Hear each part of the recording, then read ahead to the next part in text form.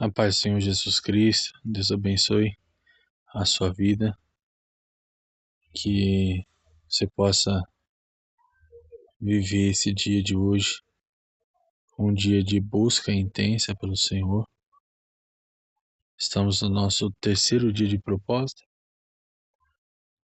sem redes sociais, jejum e oração.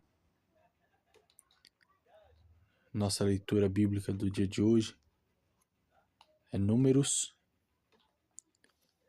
o capítulo de número 4 ao 6. Uma leitura bem rápida. E eu quero que esse vídeo de hoje seja rápido também, porque os últimos têm demorado bastante. E eu sei que quando o vídeo passa de 10 minutos, dificilmente alguém consegue ouvir até o final, porque a agonia é grande. Mas nós precisamos fazer a nossa parte, vencer a ansiedade, a agitação, para conseguir fazer o nosso devocional. A leitura do texto que eu quero fazer com vocês hoje é Números capítulo 6,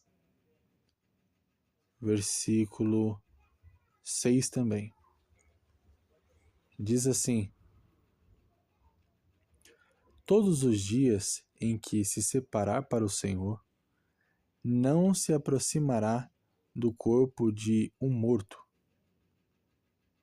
Não se deixará contaminar, nem por seu pai, ou por sua mãe, ou por seu irmão, ou por sua irmã, quando estes morrerem, porque a consagração do seu Deus estará sobre a sua cabeça.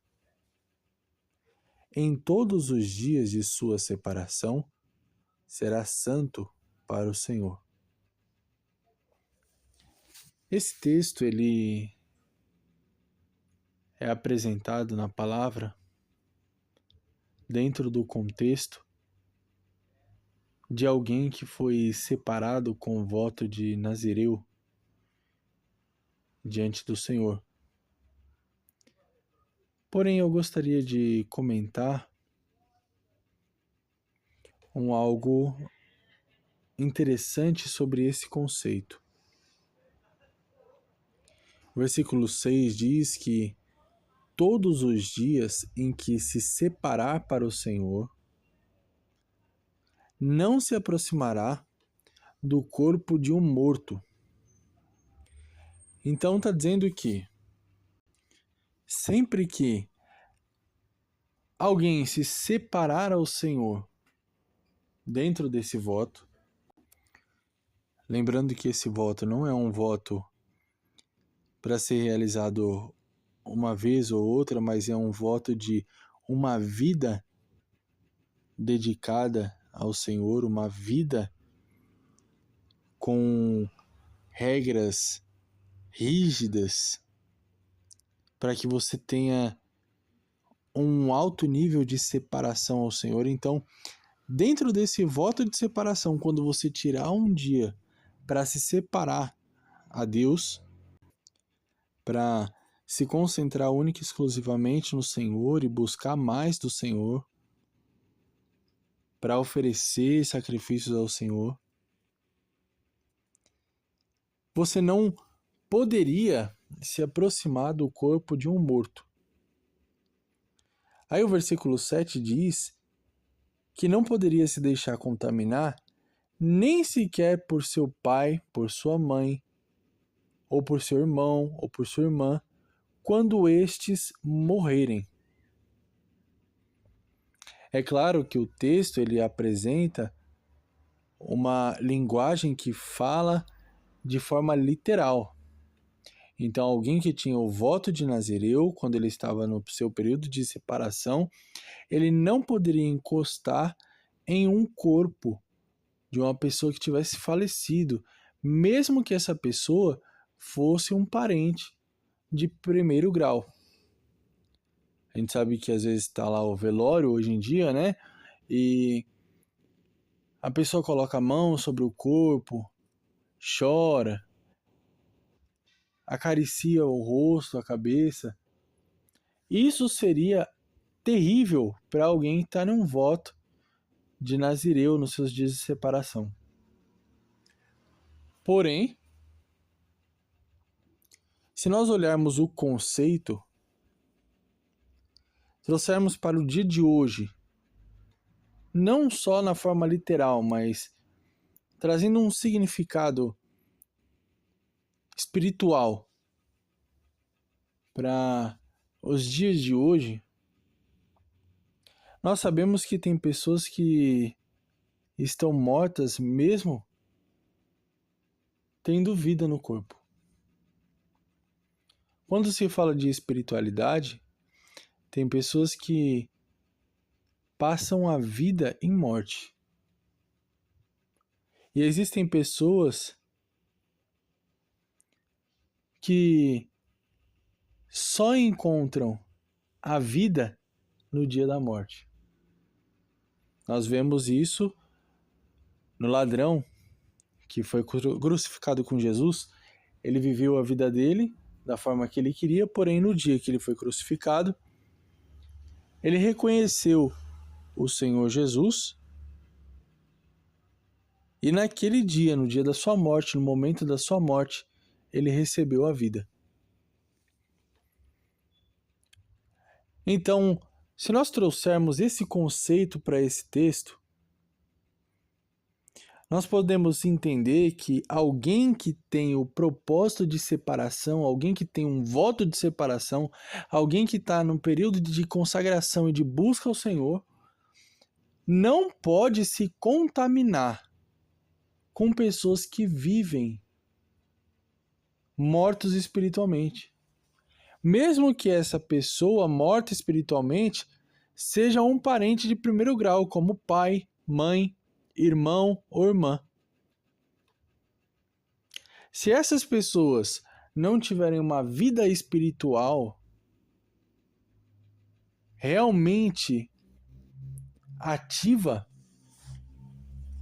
aquele que tem no seu coração o desejo de separação ao Senhor não pode se contaminar com essas pessoas. O que eu quero dizer com isso? Alguém que tem uma vida espiritual morta, pode-se dizer servo de Deus, mas não perde a oportunidade de enganar alguém. Pode-se dizer temente ao Senhor, mas quando se distrai, xinga, engana, mente, trai, provoca, incita a raiva. Então, essa pessoa, por mais que ela se diga temente ao Senhor, ela tem sido direcionada, movida, ela tem sido usada por influências malignas. E nós sabemos que quem dá vida e vida em abundância é o Senhor. Então, se essa pessoa ela não é movida pelo Espírito de Deus, ela é movida por um espírito que não gera vida, mas sim que gera morte e condenação. Então, aquele que tem no seu coração o desejo de separação, não pode se corromper, se contaminar com essas pessoas, mesmo que sejam parentes próximos. O grande problema é saber diferenciar. É no momento da adversidade, no momento da discussão, no momento da afronta, no momento do levante, saber que essa pessoa está morta espiritualmente, sendo usada por um espírito que não é de Deus, para te desestabilizar e para te contaminar. Saber se afastar no momento certo para não se contaminar.